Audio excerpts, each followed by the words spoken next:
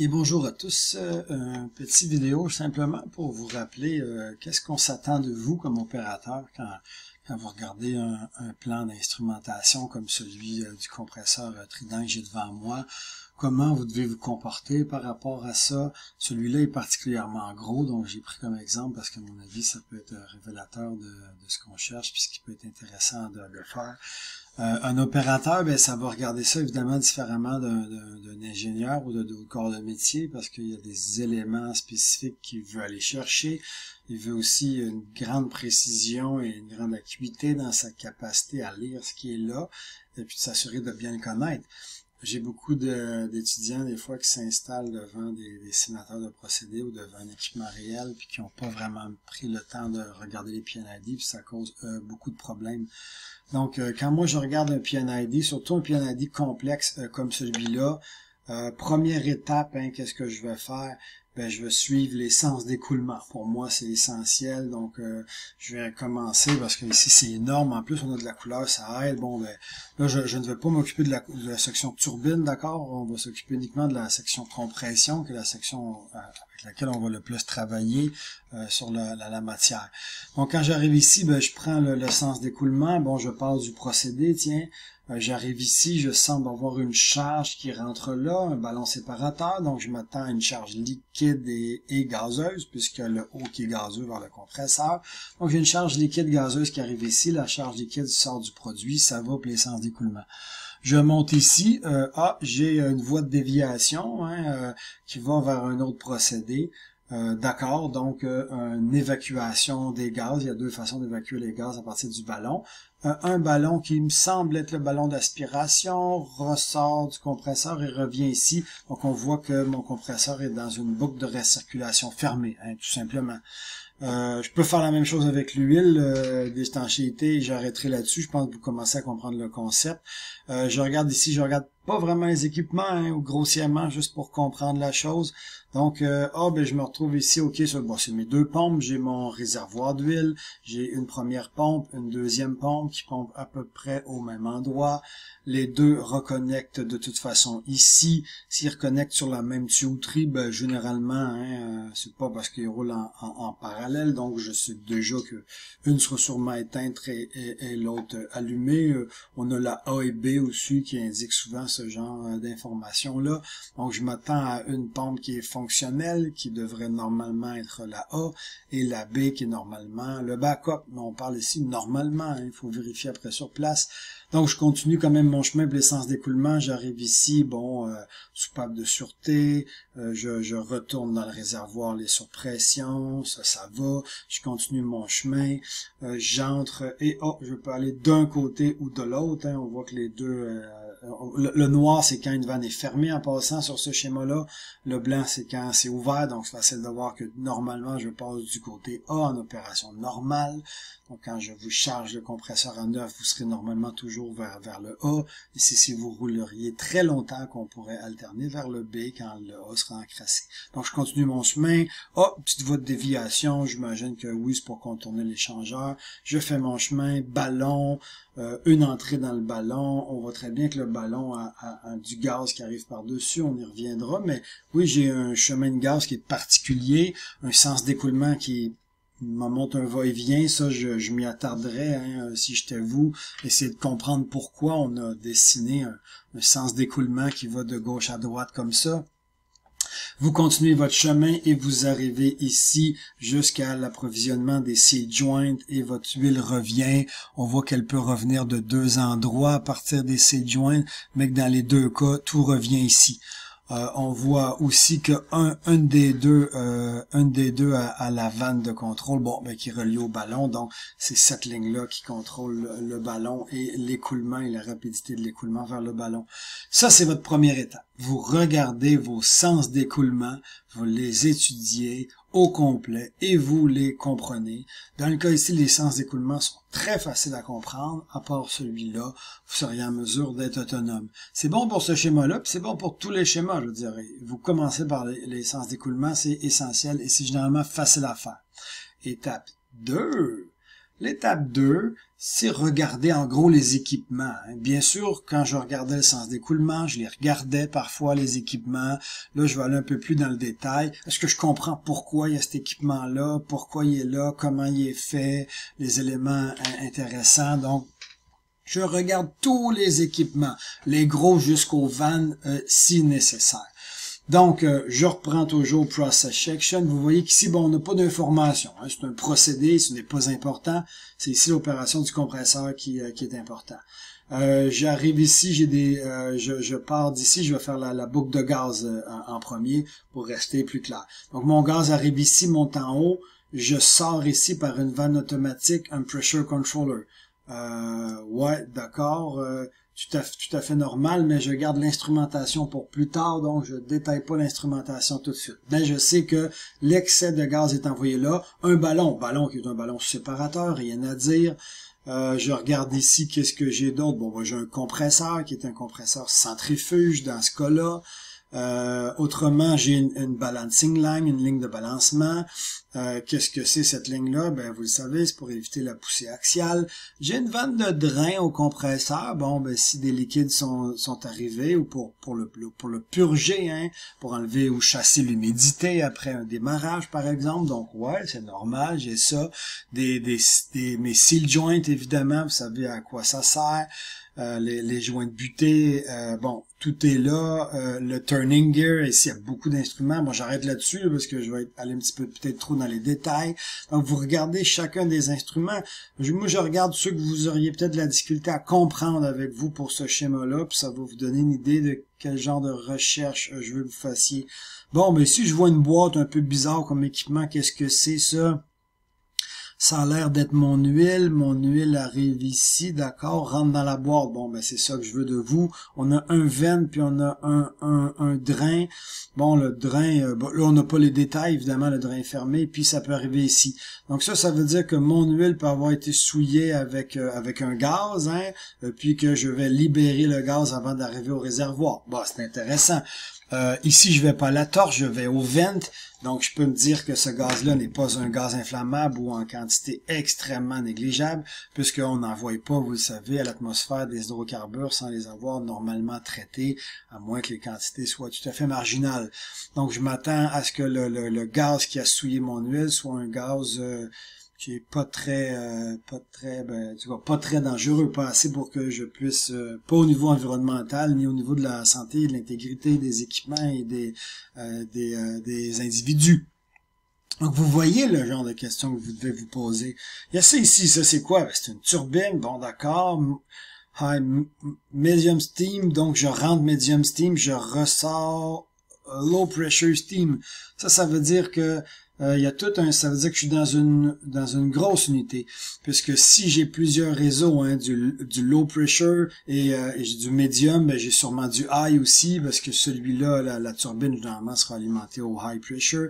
Donc je me retrouve ici sûrement dans un compresseur d'une raffinerie, quelque chose qui est gros, parce que j'ai les trois types de réseaux. Puis ça, ben il y a que l'industrie l'autre qui a les trois types de réseaux. En plus, il semble avoir un système de récupération, puisque dans beaucoup d'usines, il n'y aura peut-être pas nécessairement de récupération de ce qui sort de la médium, donc j'aurai ici je condenserai carrément le résiduel. Ici, il n'est pas du tout condensé. On prend une partie de l'énergie, on l'amène à low pressure, donc entre 9 et 12 PSI, puis on le réachemine dans le réseau. Ça veut dire que j'ai un réseau de distribution qui est assez complexe, qui comprend des récupérations des différentes pressions résiduelles dans mes unités. Vous commencez à comprendre ce que je veux dire, hein? Est-ce que vous auriez pu réfléchir à tout ça si vous aviez pas pris votre temps? Non. Est-ce que vous pouvez le comprendre parfaitement? Peut-être pas, mais vous pouvez me poser les questions à tout le moins, puis réfléchir à ça. C'est ça un plan et schéma. Si moi je comprends pas, bon, pourquoi je passe de medium à low pressure steam, je veux dire, vous devez la noter, cette question-là. Vous devez noter cette réflexion-là. Vous devez me la poser. C'est ça la lecture d'un plan schéma. Vous devez connaître les détails de chaque élément, les comprendre. Moi, je commence toujours mes études de cette façon-là. Pourquoi? Parce que c'est la seule méthodologie qui va vous permettre d'avoir une vue d'ensemble qui est détaillée et complète. Je commence souvent, moi, mes lectures d'unités ou mes lectures des différentes unités sur lesquelles j'ai dû me former par ça. Je ne lis même pas les manuels de formation. Je prends le PNID, je le réfléchis dans le détail, puis vous allez voir quels sont les autres détails que je regarde après. Et puis, je découvre tellement d'éléments. Après, quand je m'assois devant, ma compréhension est tellement enrichie. C'est essentiel. Vous devez faire ça sur chaque équipement. Moi, il n'y a pas un brin d'équipement ici qui est pas logique et cohérent dans mon esprit. Je les comprends tous. Bon, j'avoue qu'autour de la vapeur, là, tout ça, c'est un peu mélangeant si je prends l'exemple ou le cas précis de cet échangeur-là, mais de façon générale, dans un plan ou dans une unité plus classique, ce sera très facile. Donc, le point 2, les équipements, je les analyse, je regarde les détails autour des équipements et je comprends foncièrement pourquoi chaque équipement est là, pourquoi j'ai une three-way valve ici, ça pourrait être une excellente question, pourquoi j'ai des ventes sur mes filtres, puis pourquoi mes veines semblent être interreliées, hein, je vois une interliaison. Donc, vous voyez une tonne de questions possibles et imaginables. Troisième étape, j'ai un crayon dans les mains, ça fait comme 4. Troisième étape, vous regardez les contrôleurs. Parce que bien sûr, si on a mis un contrôleur, c'est qu'il y a un élément clé. Hein, on n'installe pas un contrôleur à quelques centaines ou milliers de dollars. Hein, la programmation, l'instrumentation, etc. pour le simple plaisir. Là, si ça avait été facile d'ajuster ça manuellement, ben on l'aurait laissé manuel tout simplement. Donc le contrôleur est là parce que c'est un élément qui est névralgique, c'est un élément qu'on doit contrôler adéquatement. Donc quand vous vous posez la question, ben, vous vous demandez pourquoi est-ce névralgique, pourquoi dans le fond, a-t-on mis un instrument là qui a un contrôle? Vous devez comprendre la raison. Donc, je les passe en revue. Je vais prendre encore là ceux autour du compresseur. FC240, c'est make-up feed. Ça semble être une charge liquide, hein, puisque j'ai une charge gazeuse qui rentre, une charge liquide qui rentre, puis ici, j'ai un séparateur. Donc, j'ai une charge liquide. Je contrôle le débit de la charge liquide dans mon procédé. Bon, tout à fait normal. On contrôle les entrées de nos matières premières dans les réacteurs. Bon, je continue le chemin, j'arrive ici. PC200. Bon, on l'a vu, c'est un contrôleur de pression qui envoie l'excès de gaz à l'extérieur. Donc, si la pression monte, la vanne a tendance à ouvrir. Ça va, je me l'explique bien. Mais pourquoi il est là? Ben, je suis à l'aspiration d'un compresseur, je veux dire. Il est clair que, premièrement, je veux une pression qui est stable au compresseur.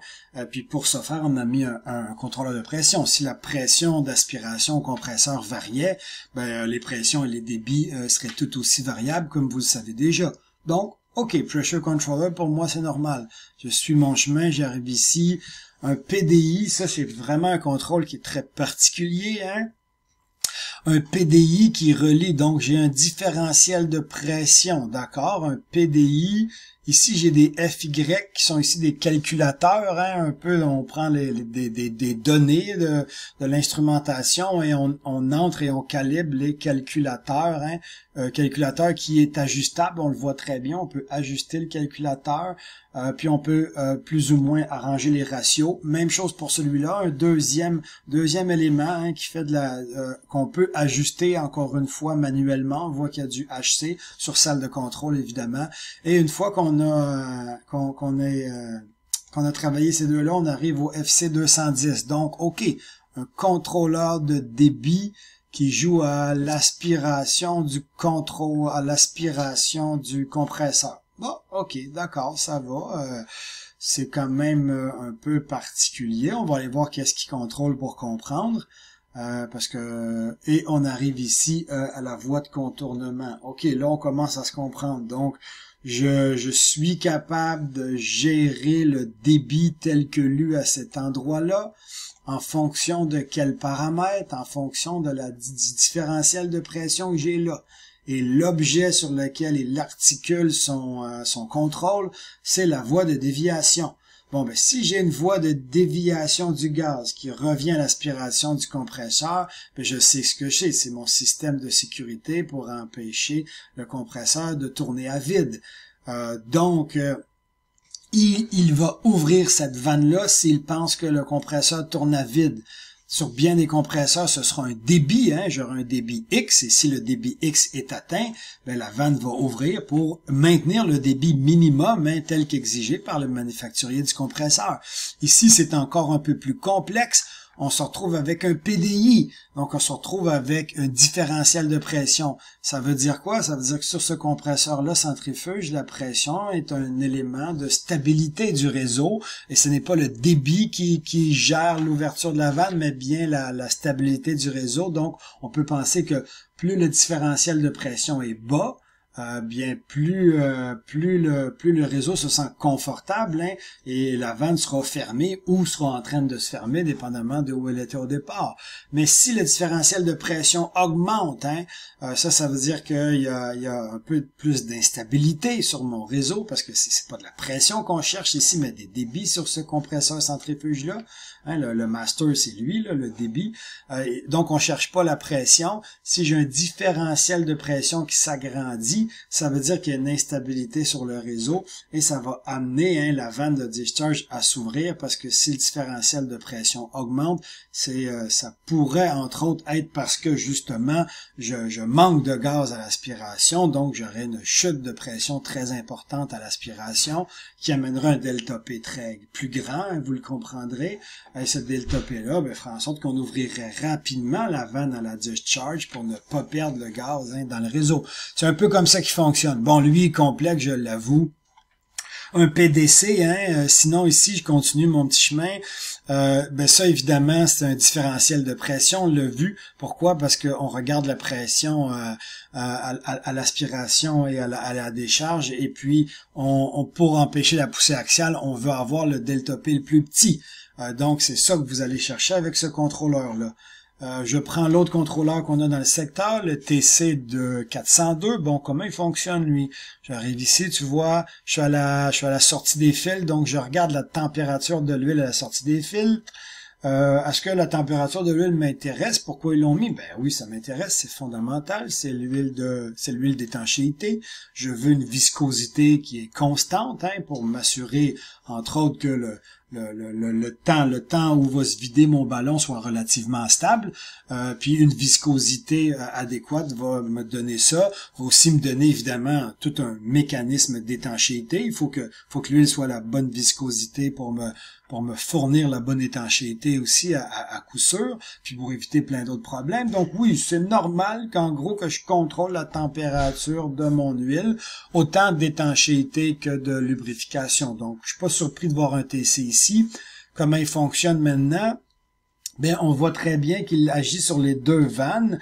Donc, les deux vannes, à moins que celle-ci, vous l'ayez mis en manuel, puis la basculé en manuel, mais il va agir sur les deux vannes. Donc, on voit très bien que le signal s'est envoyé aux deux. Pourquoi? Ben, parce que le contrôleur, pour lui, ça n'a pas d'importance que ce soit un ou l'autre. Donc, on pourrait avoir les deux en fonction. Vous comprendrez qu'en usine, celle-là aurait été mise quand même en manuel et laissée à zéro. On va pas la laisser osciller inutilement. C'est simplement qu'on va virer vers ces filtres-là qu'on pourrait l'activer. Puis si elle est mise en automatique déjà, bon ben quand vous alternez de fil, ben le travail sera fait. Autrement, donc, on continue le signal et on s'en va ici, ben c'est la voie de contournement. Donc, ce qu'il fait, c'est que si son huile, imaginez que son huile ici est trop chaude, il va ouvrir la voie de contournement, permettre à un peu plus d'huile d'arriver de ce côté-là. On va moins échanger, moins refroidir mon huile, et puis à ce moment-là, bien la température, si je la refroidis moins, la température a tendance à monter. Donc, vous voyez un peu la logique. Si ma température, elle monte un peu trop, je vais fermer la vanne, et permettre un peu plus de débit ici pour justement baisser la température. Et ça, vous allez le faire pour tous les contrôleurs. Contrôleurs de niveau, pourquoi j'en ai un? Bon, ça, j'en parle pas. Donc, j'arrête là-dessus pour les contrôleurs, mais voici la troisième orientation que vous devrez faire, c'est-à-dire regarder tous vos contrôleurs et vous demander si vous les connaissez, si vous savez pourquoi ces contrôleurs-là existent. Quatrième et dernier point, les indicateurs. Ça, c'est vraiment long, c'est-à-dire tout le reste. Vous prenez les indicateurs, Puis vous vous demandez pourquoi ils sont là, puis tous les autres petits détails qui auraient pu échapper. Alors, j'en prends quelques-uns. Est-ce que c'est normal quand je retrouve un indicateur de pression et de température à la sortie d'un compresseur? Bien sûr, c'est un grand classique pour tous les types de compresseurs. Sinon, est-ce qu'il est normal que je retrouve un indicateur de différentiel de pression entre l'entrée et la sortie d'un filtre? Je pense que oui. On va peut-être d'un peu plus complexe, dans l'instrumentation et autres, là. Ici, j'ai un level alarm high. Ça veut dire que j'ai une alarme de haut niveau et qu'il y a un deuxième état, un level alarm high, donc un niveau supérieur au premier, sera enclenché ce qui est un ESD. En passant, le ESD sur le compresseur, c'est Emergency Security Shutdown. Et voici tous les éléments qui peuvent faire arrêter le compresseur en situation d'urgence. Donc, à mon avis, des essentiels à lire. Vous vous dites, oh mon Dieu, le SAHH600, mais je comprends rien, qu'est-ce que c'est ça? Tu as de la misère à le trouver ici, bon, il est là, mais admettons que tu as de la misère à le trouver. N'oubliez pas qu'il existe un excellent descriptif. Ce que je vous dis là, ça c'est pour quand on est sur les instruments Trident, donc la tour de distillation et compresseur. Et il y a généralement, en usine aussi, peut-être pas toujours aussi bien écrit que ça, mais ça va exister normalement des descriptifs des différents instruments. Donc, je reviens à mon exemple de départ. Je veux savoir, SAHH 600. Bon, je sais que c'est un high, donc il y a quelque chose d'élevé, des chiffres que je veux pas voir, mais je me rappelle pas ce que c'est, moi, le c'est pour alarme, évidemment. Donc, qu'est-ce que c'est le S, t'sais? Bon, on retrouve cette alarme-là ici aussi, mais il faut que j'aille voir peut-être SC600 pour comprendre, là, quelles sont les alarmes associées à ça, surtout à quoi correspond mon SC600. Qui est pas tout à fait clair de toute façon qu'on le regarde ici, par exemple. Donc, autant pour les contrôleurs que pour l'instrumentation, on trouve mon SAHH600 ici, on trouve le SC600 là. Donc, commençons avec SC600 pour comprendre quelle est l'alarme. Le SC600, c'est la vitesse de la turbine de 0 à 8500. Cet instrument contrôle la vitesse de la turbine en réglant le débit de vapeur au gouverneur de la turbine. C'est donc l'instrument qui permet d'ajuster le gouverneur de la turbine, gouverneur qui permet de régler le débit de vapeur qui entre. Et évidemment, le SAHH 600, vous avez compris que cette alarme est activée lorsque la vitesse de la turbine dépasse 8950 tours minute. Donc, on voit très bien que normalement, on veut que son régime nominal maximum est à 8500. On voit très bien que la vitesse de la turbine est indiquée jusqu'à 9000, on le voit à côté, et qu'à partir de 8950, donc tout juste avant la limite de lecture, on va avoir un arrêt de la turbine. Lorsque cela se produit, l'alarme XA306 indique l'arrêt de la dite turbine. Donc, vous commencez, je pense, à comprendre l'importance de tout ça, puis comment aller dans les détails, puis à quel point les détails deviennent pertinents. Puis c'est ça l'approche que je veux que vous gardiez. En industrie, on va pas vous tenir la main, là, ça va être votre boulot de faire ça. Il m'apparaîtrait tout à fait inadmissible pour ma part qu'un opérateur junior avec lequel je travaille puisse opérer s'il n'est pas capable de m'expliquer clairement chacun des éléments du schéma. Ça, c'est sûr. Quand j'étais chef d'équipe, me faisais un malin plaisir de le faire. Presque tous les opérateurs n'arrivaient pas à m'expliquer clairement ce qui était sur le schéma de la belle unité qu'ils voulaient tant opérer. Et puis, je les renvoyais avec un papier quadrillé, redessiner l'usine au complet, redessiner l'entièreté des indicateurs et réfléchir cette fois-ci adéquatement là-dessus. J'espère que vous aurez appris des quelques minutes où j'ai tenté de vous faire comprendre l'importance d'une lecture adéquate des PNID pour un opérateur. C'est l'essentiel, c'est une bible, et je connais même certaines usines qui utilisent ça pour discuter avec vous, et vous mettent un plan et schéma devant vous de leur usine et vous demandent d'expliquer ce que vous avez devant vous. Alors maintenant que vous connaissez le B à bas, prenez votre temps. Pour le compresseur et pour tous les autres équipements qu'on aura à voir, la simple analyse d'un plan et schéma comme celui-là peut, à mon humble avis, prendre facilement 1h30 à 2 heures. Surtout lui est plus complexe, les tours de distillation, bon, un peu plus simple. Mais si vous avez plusieurs heures simplement dans l'observation d'un schéma à faire comme travail, autant comme opérateur que comme technicien avec moi, quand je vous amènerai dans les laboratoires de simulation, faire de la simulation sur les compresseurs, faire de la simulation sur les tours et d'autres équipements, je m'attends à ce que quand vous vous assoyez dans le laboratoire, cette analyse-là a déjà été faite.